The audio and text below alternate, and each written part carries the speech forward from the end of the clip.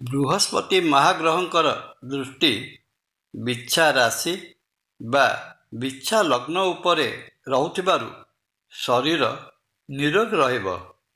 ପୁଣି ଶନି ଢାୟା କଟିଯାଇଥିବାରୁ ନିଜ ସ୍ୱାସ୍ଥ୍ୟ ପ୍ରତି ମନ ମଧ୍ୟରେ ରହିଥିବା ଅହେତୁକ ଆଶଙ୍କା ବା ସନ୍ଦେହ ଦୂରୀଭୂତ ହୋଇଯିବ।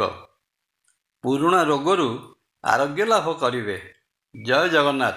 ନମସ୍କାର, ମୁଁ ତପନ ଡାଇଜେଷ୍ଟକୁ ଆପଣଙ୍କୁ ସ୍ୱାଗତ।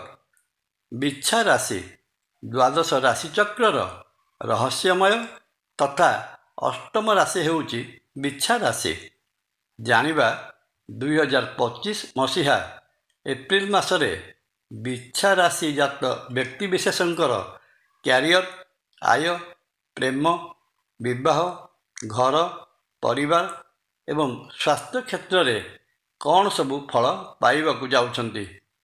ବିଛା ରାଶିର ଅଧିପତି ମଙ୍ଗଳ ଏପ୍ରିଲ ମାସ ଆରମ୍ଭରେ ବିଛା ରାଶିର ଅଷ୍ଟମ ଭାବ ମିଥୁନ ରାଶିରେ ଅବସ୍ଥାନ କରି ବିଛା ରାଶିର ଏକାଦଶ ଆୟ, ଦ୍ୱିତୀୟ ଧନ ଓ ତୃତୀୟ ପରାକ୍ରମ ସ୍ଥାନକୁ ଦୃଷ୍ଟି ପ୍ରଦାନ କରୁଥିବାରୁ ଧନଭାବ ତଥା ଆୟଭାବର ବୃଦ୍ଧି ଘଟିବ।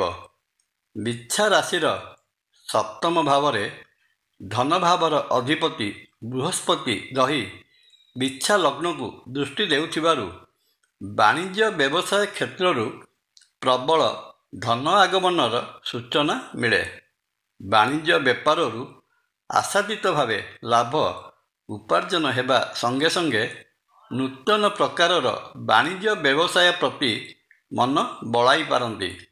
ସରକାରୀ ଠିକାଦାର, କଣ୍ଟ୍ରାକ୍ଟର, ଜାଗାବାଡ଼ି ବେପାର ବା ରିଏଲ ଇଷ୍ଟେଟ ବ୍ୟବସାୟରେ ସମ୍ପୃକ୍ତ ଥିବା ବ୍ୟକ୍ତିବିଶେଷ ଏହିସବୁ କ୍ଷେତ୍ରରୁ ପ୍ରଚୁର ମୁନାଫା କମାଇବାର ପ୍ରବଳ ସମ୍ଭାବନା ରହିଅଛି।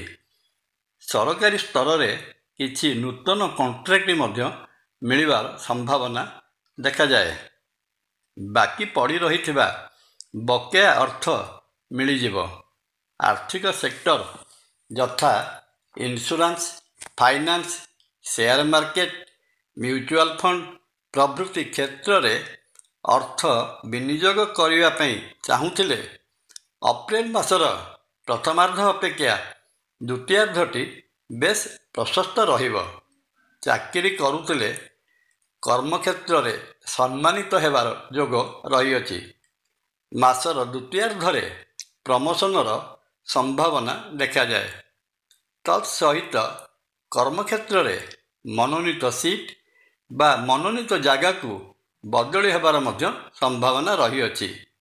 କିନ୍ତୁ ସବୁଠୁ ଭଲ ହେବ କର୍ମକ୍ଷେତ୍ରରେ କାହାରିଠାରୁ ଉତ୍କୋଚ ଗ୍ରହଣ ନ କରିବା, ନଚେତ୍ ଭିଜିଲାନ୍ସ ବା ତଦନ୍ତକାରୀ ସଂସ୍ଥାର ସାମନା କରିବାକୁ ପଡ଼ିପାରେ। ବିଛା ରାଶିର ପ୍ରେମଭାବ ସମ୍ପର୍କରେ ଆଲୋଚନା କରିବାକୁ ଗଲାବେଳେ ଜଣାଯାଏ, ବିଛା ରାଶିର ପଞ୍ଚମ ଭାବର ଅଧିପତି ବୃହସ୍ପତି ସପ୍ତମ ଭାବରେ ଅବସ୍ଥାନ କରିଥିବାରୁ ପ୍ରେମଭାବ ସମ୍ପର୍କରେ ଉଚ୍ଚ ଆଶା ପ୍ରଦାନ କରିବେ। ଉଭୟ ପ୍ରେମିକ ପ୍ରେମିକା ପରସ୍ପର ପ୍ରତି ନିଷ୍ଠା ବା ଆସ୍ଥା ପ୍ରକାଶ କରିବେ, ଯାହାଫଳରେ କି ସମ୍ପର୍କଟି ବ୍ରେକଅପ୍ ହୋଇଥିଲେ ମଧ୍ୟ ପୁଣି ଭଲ ଅବସ୍ଥାକୁ ଆସିଯିବ। ଉଚିତ ହେବ ଉଭୟଙ୍କର କଥା କଟାକଟି ନ କରି ହସ ଖୁସିରେ ଦିନ କାଟିଦେବା ଏବଂ ଏହି ଉଭୟ ପ୍ରେମିକ ପ୍ରେମିକା ବିବାହ ପାଇଁ ମନ ବଳାଇ ବିବାହ କରିନେଲେ ମଧ୍ୟ ଏଥିରେ ଆଶ୍ଚର୍ଯ୍ୟ ହେବାର କିଛି ନାହିଁ। ଅବିବାହିତ ରହିଯାଇଥିବା ପୁଅ ଝିଅଙ୍କ ପାଇଁ ମାସର ଦ୍ୱିତୀୟାର୍ଦ୍ଧରେ ବହୁତ ଖୁସିର ଖବର ଆସିବ। ସୁନ୍ଦର ବିବାହ ପ୍ରସ୍ତାବମାନ ଆସି ବିବାହ ତାରିଖ ସ୍ଥିରୀକୃତ ହୋଇଯିବାର ବହୁତ ସମ୍ଭାବନା ରହିଅଛି। ଘର ଓ ପରିବାର ସମ୍ପର୍କରେ ଆଲୋଚନା କଲେ ଜଣାଯାଏ, ପରିବାର ମଧ୍ୟରେ ସୁଖ ଶାନ୍ତି ବିରାଜମାନ କରିବ। ବୃହସ୍ପତିଙ୍କ ଦୃଷ୍ଟି ବିଛା ରାଶି ଉପରେ ରହିଥିବାରୁ ଘରେ ଆଧ୍ୟାତ୍ମିକ ପରିବେଶ ସୃଷ୍ଟି ହେବ। ମାଙ୍ଗଳିକ ଉତ୍ସବ ପାଇଁ ପ୍ରସ୍ତୁତି ଆରମ୍ଭ କରିପାରନ୍ତି। ସପରିବାର ଦେବଦର୍ଶନ କରିବା ପାଇଁ ଭ୍ରମଣରେ ବାହାରିଯିବେ। ଦାମ୍ପତ୍ୟ ଜୀବନ ପ୍ରୀତିପଦ ରହିବ, କିନ୍ତୁ ଭ୍ରାତୃ ସୁଖରେ ବାଧା ଆସିପାରେ। ହୁଏତ ଭାଇ ଭାଇ ଭିତରେ ପୂର୍ବରୁ ରହିଥିବା କଳହ ମତାନ୍ତର ବା ମନାନ୍ତରରେ ସୃଷ୍ଟି ହୋଇପାରେ। ଘର ତିଆରି ପାଇଁ ମନ ବଳାଇ ପାରନ୍ତି। ଜାଗା ବାଡ଼ି କିଣିବାର ସମ୍ଭାବନା ଏହି ଏପ୍ରିଲ ମାସରେ ଦେଖାଯାଉଛି। ସ୍ୱାସ୍ଥ୍ୟ ଦୃଷ୍ଟିରୁ ବିଚାର କଲେ ଜଣାଯାଏ, ବୃହସ୍ପତି ମହାଗ୍ରହଙ୍କର ଦୃଷ୍ଟି ବିଛା ରାଶି ବା ବିଛା ଲଗ୍ନ ଉପରେ ରହୁଥିବାରୁ ଶରୀର ନିରୋଗ ରହିବ। ପୁଣି ଶନି ଢାୟା ବା ଶନି କଣ୍ଟକ କଟିଯାଇଥିବାରୁ ନିଜ ସ୍ୱାସ୍ଥ୍ୟ ପ୍ରତି ମନ ମଧ୍ୟରେ ରହିଥିବା ଅହେତୁକ ସନ୍ଦେହ ଦୂରୀଭୂତ ହୋଇଯିବ।